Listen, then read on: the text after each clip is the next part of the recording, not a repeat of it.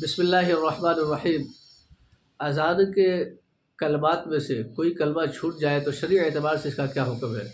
تو اسے آپ اس طور پر سمجھیں کہ سب سے پہلے یہ بات دیکھی جائے گی کہ چھوٹا ہوا کلمہ یاد کب آیا، دوران اذان یاد آیا، یا اذان کے مکمل ہونے کے فوراً بعد یاد آیا، یا اذان کے مکمل ہونے کے کافی دیر بعد یاد آیا۔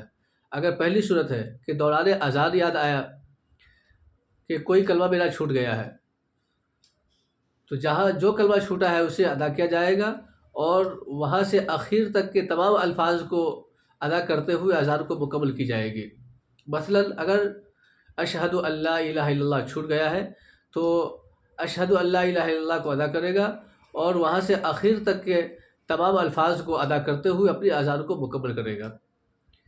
اگر اذان مکمل ہونے کے بعد یاد آیا کہ میرا کوئی کلمہ چھوٹ گیا ہے تو اس صورت میں شروع سے اذان کہہ لے، اور اگر اذان کے مکمل ہونے کے کافی دیر بعد یاد آیا ہے تو اس صورت میں پھر سے اذان دہرانے کی ضرورت نہیں ہے، بلکہ بغیر اذان کو دہرائے ہوئے نماز پڑھ لی جائے گی۔ اللہ تعالیٰ عمل کی توفیق عطا فرمائے۔